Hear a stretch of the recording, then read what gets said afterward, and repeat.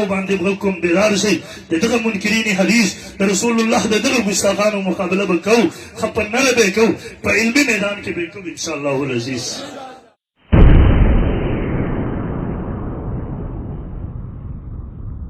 ورته ور برابر کو کې پکې کې اعلان وکړو زه کې پکې په علماء باندې حکم आवाज ور باندې کوم بیدار شي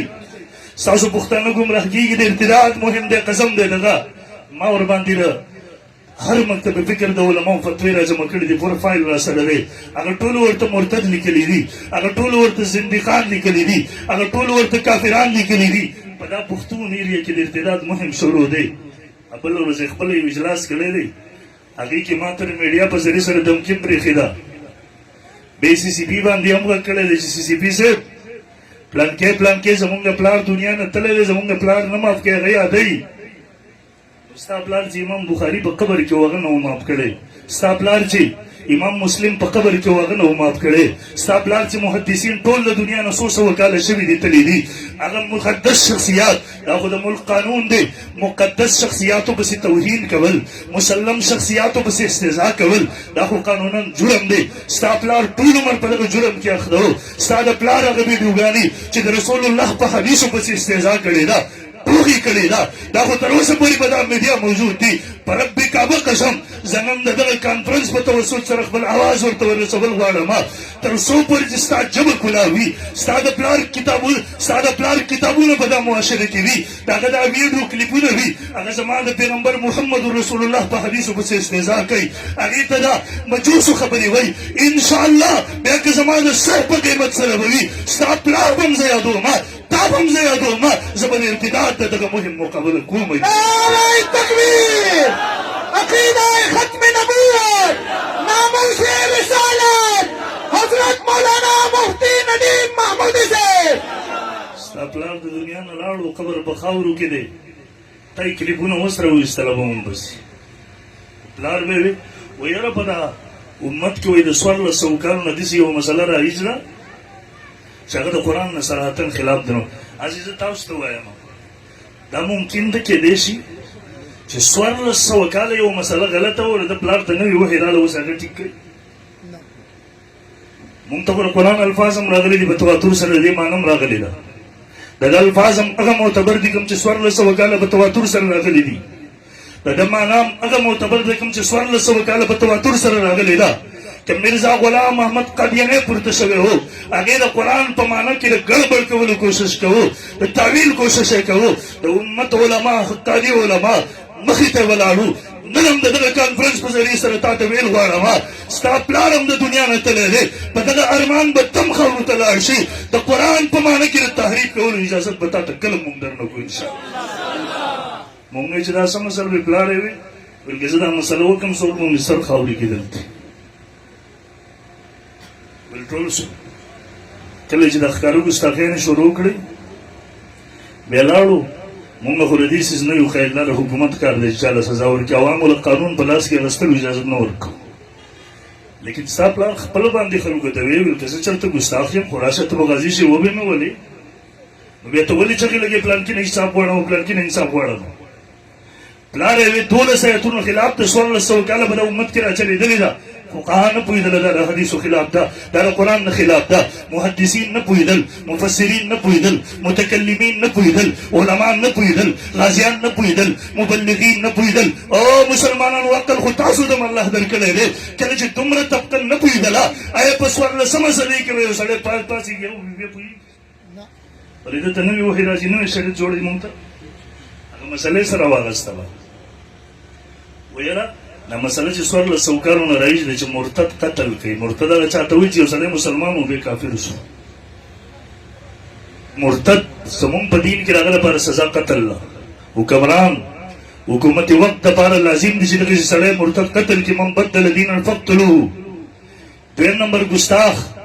چا چې د رسول الله سلم په ذات کې د هغه په شان کې غلطې خبرې وکړلې د هغه په شان کې ګستاخي وکړله بیا دا د قرآن او حدیث او د امت اجماعي مسله ده چې د دې سړي دپاره سزای موت څه سزا ده ورله زمونږ د ملک آیین هم دی الحمدلله دی وایي دا خو د قرآن نه خلاف ده 12 ایتونه مونږ وایي چې دا کوم ایتونه به اوله ورځ ما جواب ریکارډ کړی دی په دا فیسبوک باندې شته دی شاید تاسو کې چا اورېدلی وي آیات کم پیش کړي مونږ کې دې شی واقع در کوم ځای آیات را پیدا کړي چې باقي کې دې چې تاسو مرتد موج نه تاسو ګستاخ موج نه نوذ بالله آیات چې راوانو سره منافقانو ولا وی قرآن کې راځي ان الذين آمنوا ثم كفروا ثم آمنوا ثم كفروا ثم ازدادوا كفرا لم يكن الله ليغفر لهم الله د منافقینو تذکرہ کې ټول مفسرینو لیکلي دي منافقانو حالت بداو د رسول الله مجلس ته بلاړل التبویل مون کلمه ویل مسلمانان یو بهر به وتل بیا به خپل کفر اعمال کول دلته اسلام الته کفر دلته اسلام الته کفر بار بار اسلام او کفر دا هغه او دغه به يهود او منافقینو طریقه مو امنو بالذي وجه النهار ول تاسو په دې پیغمبر په دې دین باندې د ورځ په یوه حصہ کې ایمان راوړی وکفروا اخر النهار د ورځې په اخره حصہ کې تاسو کفر کوئ د سره پاره چې خلکو په زیرونو کې اسلام غلط ثابت کی حقیقت ثابت کی نعوذ بالله په دې کې عیب سازي او عیب پکې راوځي دیو جن حکیم علومت مولانا سبحانی تعالی سے مولا فرمای اسلام باندې اعتراضات او جواباتو کې نقل کړي و یره د مرتد سزا ولې دومره سخته ده وجه دا مرتد د اسلام سپکاوی کول غواړي توهین کول غواړي د خلکو په نظر کې دا سپک کمزوري کوشش ثابتول غواړي تاسو ګورئ ما پسې مثلا یو سړی خبرې کوي ته به وایې چې کېدای شي د دې سره خپل څه حسد وي ذاتیات وي د هغې د وجې نه خبرې کوي لیکن یو سړی ما سره پاتې شوی دی ژوند زندګي تېره کړې ده ما سره وخت تېر کړی دی ما نه لاړو اوس ما پسې خبرې کې ته چې او بالکل رښتیا وایي ځکه دې خو لیدلی و دې خو کتلی و د هر څه نه خبرو دغسې دا مرتد دی چې د اسلام مسلمانو ورځې تېرې کړلې واپس کفر اختیاروي بیا د هغه لپاره سزا ده من بدل دینا فقتلوه چا چې دین بدل کو قتل یې کوي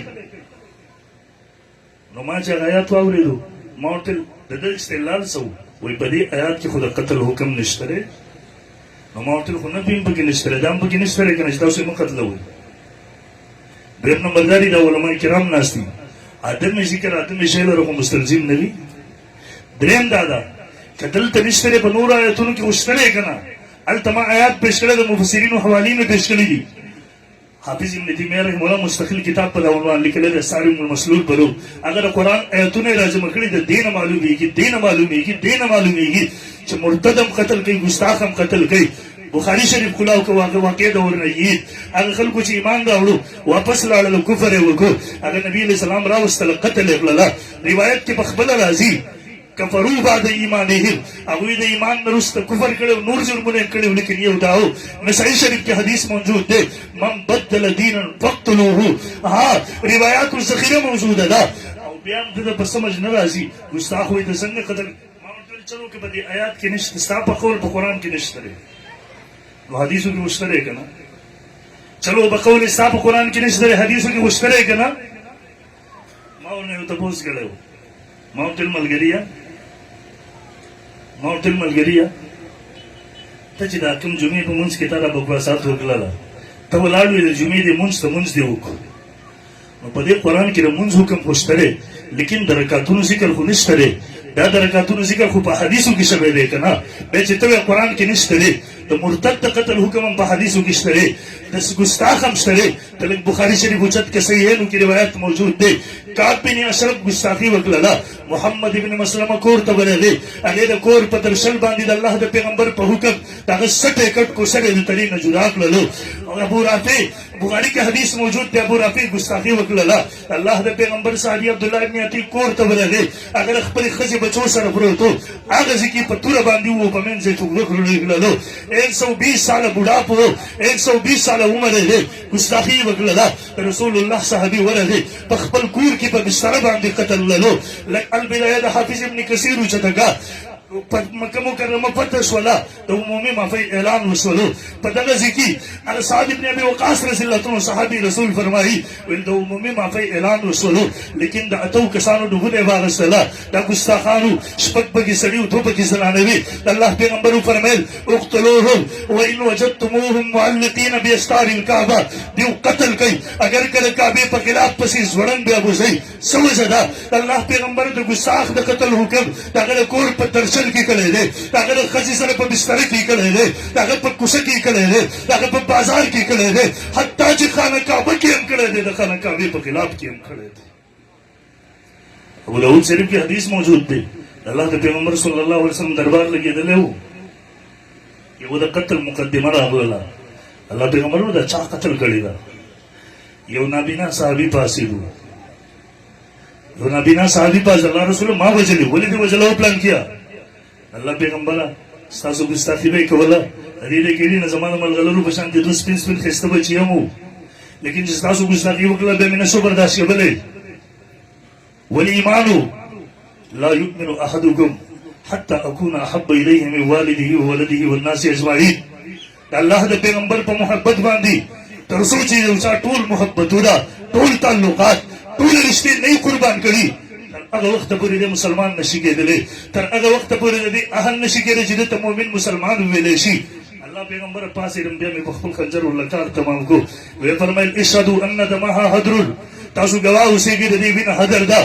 لږ روایات حدیث جدګه یو زنانه ګستاخی وکړله عمر ابن عدي پسې کور ته ورغی عمر ابن عدي رضی الله تعالی وایي چې ورغلم بچی ور سره په بستر کې پراته و دا مې جدا کړه یو بچی په سینه باندې لګیا و ته یې خوړو ویل مې ته په زور دغسې جدا کو خنجر مې راواغستلو دغسې په سینه کې مې ووهله په منځ باندې مې دوه ټوکړې کړه ویل شو د الله د پیغمبر دربار ته روان شو سهار ته مدینې منورې ته راورسېدل سهار ته چې کله دربار ولګېدو دا مقدمه راغله الله پیغمبر وایي دا چا وجلې ده ویل زه ګبراو شوم عمر ابن عدي وایي خاموش شوم ویل بیا ویل دا چا وجلې ده زه پاڅېدم او پلان کې دا دې ولې وجله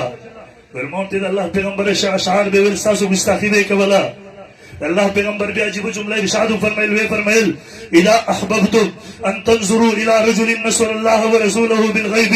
فانظروا الى عمر بن عدي او خلکو که تاسو غزوان قتل غواړئ چې صرف د ګفتار غازي نه دی هغه کردار غازي دی صرف د پیو مسلون نه دی هغه وینه ورکوونکی غازي دی عجیبه جمله ارشاد فرمایله د الله رسول سره بششا بالغیب امداد کړی دی فانظروا الى عمر بن عدي بیا هغه روښانه چهره هغه جنتي چهره عمر بن عدي دی تاسو له دې درنو نعره تکبیر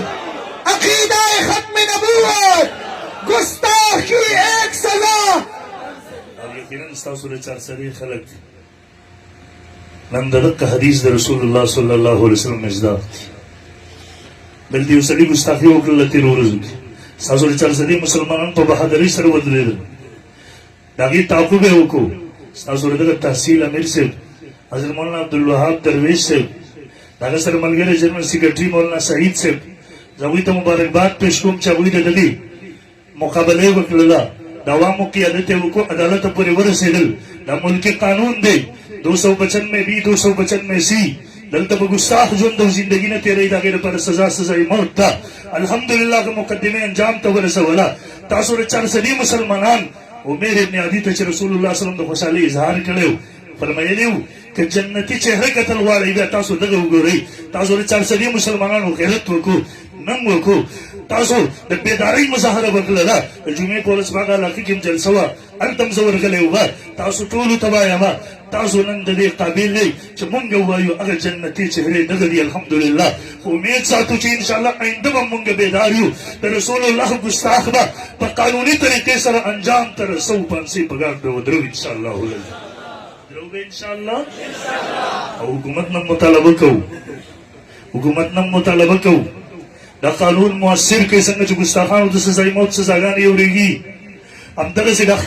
دې ته نور هم زور ورکوي کله چې د دې قوم په ملکي قانون په هغې باندې نظر یو دلته ګستاخ ته سزا میلاویږي په اسانه میلاویږي بیا به دې قانون کلاس نه اخلي انشاءالله لیکن که کله د دې د قانون نه د خپل حکومت نه انتظامي نه نظر اوچتېږي اعتماد ختمیږي بیا خو د هغه قوم دی قسم دې کمزوري کېدی شي بغیرت ته نشي کېدی ګناهګار کېدی شي لیکن د رسول الله په محبت کې کمپرومایز او کمزوري نشي کولی هغه شرابیو د شرابو محفل چلېدو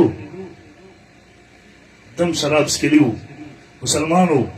یو عیسایي ورته پلان کیا د محمد باره کې سوی صلی الله علیه وسلم هغه خیال دا و د شرابو په نشه کې دی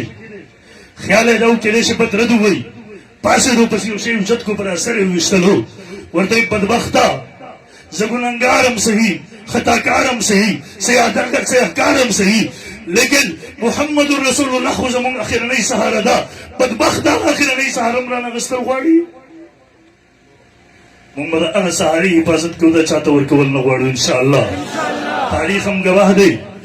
دیو ته وایي په قانون باندې عمل درآمد وکړئ څنګه چې وکړو مبارکباد پیش کوو خراج تحسین پیش کوو لیکن دیو ته ویل غواړو د مخکې وخت په شان مظاهره ونه کوي د مخکې وخت په شان ورنه د دې قوم هر بچی مجاهد دی غازی دی هغه غازی علم الدین شهید غونته کې ځوانان بیا په دا قوم کې موجود دي د غازی فیصل خالد غونته کې ځوانان موجود دي چې دا خپلې وینې د رسول الله په محبت کې تویول سعادت ګڼي هغه واقعات زموږ مخې ته دي کله چې پانسي و غازی علم الدین سهار ته چې کله پانسي کېږي په هغه شپه باندې دا کوم سپایي چې مقرر دی وایي د بیرک نه تېز رڼا راتله ور منډه مې کړله ما ویل د خودکشۍ کوشش نه کوي ویل ومې که ته دننه هېڅ نشته دی توره تیاره ده الله ته سر به سجده دی سر یې چې پورته کړو ما ورته ویل غازي المدینه دا څه وو ویل خاموش شو خبرې پټول الله والا دغسې واقعات په عوامي سطحو باندې نه بیانوي پټه یې د پټولو کوشش کوي ویل ما ورته ویل د الله پیغمبر واسطه مې ورتله ما ورته سبا پانځي کېږي دا راز د ځان سره زړه کې مه وړه سینه کې مه وړه ویل ما ته جواب راکړو وایي لږ ساعت مخکې د سجدې په حالت کې د نیم خوبۍ په کیفیت کې ومه خوب مې کتو رسول الله صلی الله علیه وسلم وو هغه سره دغه صحابه ورسره وو ما ته علي رضی الله تعالی رامخکې شو په د اوږې راته لاس کېښودو ما ته ویل پلان کیا سبا ته به ته مونږ ته راځې ستا پانسي دی یېرېږي خو نه ما ورته یې نه یېرېږه به ویل ما ته وایي چې که یېرېږي چې مونږ دې ځان سره بوځو ما ورته یې نه یېرېږه به ویل بیا د الله پیغمبر صلی الله علیه وسلم رامخکې شو ما ته وایي غازي المدینه سبا ته به ته چې راځي مونږ ته روژه به ونیسې را به شي حوض کوثر باندې به مونږ ستا استقبال کوو روژه ماته به دې په حوض کوثر زمونږ سره وي ویل بیا یې راته وویله غازي المدینه سبا به ستا نه د پانسۍ په وخت کې اخرني خواهش ته بوځئ ورته ووایه اخري خواهش مې دا دی د لاسونه مې کلاو کوي زه د پانسۍ دا پټه په خپلو لاسونو باندې خپلې مرۍ ته اچول غواړم غازي المدینه چې دې دنیای کفر ته پته ولګېږي چې مسلمان ځوانان د رسول الله په عزت باندې د رسول الله په ناموس باندې د رسول الله په ختم نبوت باندې قرباني ورکول دا د خپل ځان دپاره سعادت ګڼي چې دوی ته پته ولګي نعره تکبیر عاشقان ختم نبوت غازیان ختم نبوت سپهسالار ختم نبوت محترمو انشاءالله د ختم نبوت حفاظت به کوي انشاءالله العزیز نن هر ځوان په زبان حال سره دا وایي ګستاخانو ته وایو تاسو تازه واقعه د چارسدي د مسلمانانو وکتل تاسو زموږ وایي هغه وخت تللی دی تاسو به ګستاخي وکړله بیا به تاسو سره امریکایي نیشنلټي به دې سره میلاوېدل د یورپي ملکونو نیشنلټي به درته میلاوېدل د طاهر نسیم ملعود او د هغه ګستاخانو انجام وسوچئ مونږ به زبان تاسو ته نن کل کر اعلان کول غواړو آینده به تاسو ته د یورپ نیشنلټي نه میلاوېږي د ګستاخۍ نه وروسته تاسو ته به د ځمکې د قبر نیشنلټي میلاوېږي انشاءالله آینده به ګستاخان د آسیا ملعونه په شانتي یورپ ته په خصوصي سیټ د جاز کې نه ځي هغه به د طاهر نسیم ملعون په شانتي انشاءالله په تابوتونو کې مونږ امریکې ته ورلیږو انشاءالله د رسول الله په ګستاخۍ باندې د هغه په شان کې د کمي د بیانولو څه قسمه رعایتونه نه کوو د څه قسمه رعایتونو د څه قسمه مصلحتونو روادار نه یو کل کروایو هر څه دې برداشت کوو لیکن د رسول الله په عزت دې حمله نه برداشت کوو کل کروایو مونږ د ابوبکر صدیق رضی الله تعالی عنه روحاني بچي یو مونږ مرتدین انجام ته رسولی شو مونږ د محمد ابن مسلمه روحاني بچي یو مونږ د ګستاخانو سرونه کټ کولی شو مونږ د عمیر ابن عدي بچي یو مونږ د ګستاخان هغه د هغوی بدن په منځ دوه ټوکړې کولی شو مونږ د عبدالله ابن عتیق روحاني بچي یو مونږ د ابو رافع و ګستاخانو غونته کې هغې مردارانو غونته کې خپلې تورې د دغسې مردارانو غونتې په وینو کې سرې کولی شو مونږ د ابو مسلم خولاني روحاني بچي یو مونږ د کذابینو د ورونو لمبو ته هرکلی ویلی شو مونږ د امام شریعت سید عطاالله شاه روحاني بچي یو مونږ د رسول الله د ګستاخانو خلاف هغه تحریکونه چلولی شو مونږ د امام مولانا نورشاه کشمیري بچي یو مونږ د قادیانیانو دزل عدالتونو کې ښکاره کولی شو مونږ د مولانا غلام غوث هزاروي روحاني بچي یو مونږ د رسول الله د عزت دپاره د خپل بچي په بستر مرګ باندې پرېښودی شو مونږ د مفکر مونږ د مولانا سید یوسف بن نوري روحاني بچي یو مونږ د رسول الله د عزت دپاره کفنونه راغستی شو مونږ د مفتي مفکر اسلام مفتي محمود صاحب نور الله مرقده روحاني بچي یو مونږ په اسمبلو کې قادیانیان انجام ته رسولی شو مونږ د قائد جمعیت حضرت مولانا فضل الرحمان صاحب دامت برکاته هم روحاني بچي یو مونږ د هر ګستاخ د هر تحریک مقابله کولی شو نعره تکبیر نعره تکبیر قائد جمعیت حضرت مولانا فضل الرحمان صاحب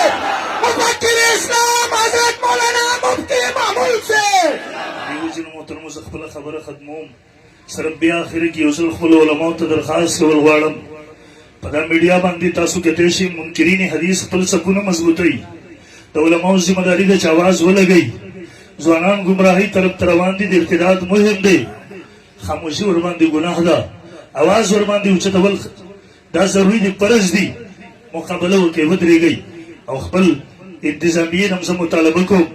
دته دا حق شته دی عیسایت اختیاروي د یهودیت اختیاروي دته اختیار دی لیکن په دغه خاوره باندې که دا د رسول الله په حدیثو پسې استهزا کوي د رسول الله په خبرو پسې توهین او ټوغې کوي محدثینو ته دا په دغه خاوره باندې لګیا دی دا حدیثو د یهودیت وایي نعوذ بالله موږ سره په ریکارډ باندې راسره دي دا د الله د پیغمبر احادیثو ته دا د مجوسو خبرې وایي خبردار دته لګام ور واچوه خبردار د دې ژبې بندي کا دغسې خطرناک مواد د دې په پیجونو باندې پرته دي په دې سره د مسلمانانو دل ازاري کېږي دا فورا لرې کا هټاو کا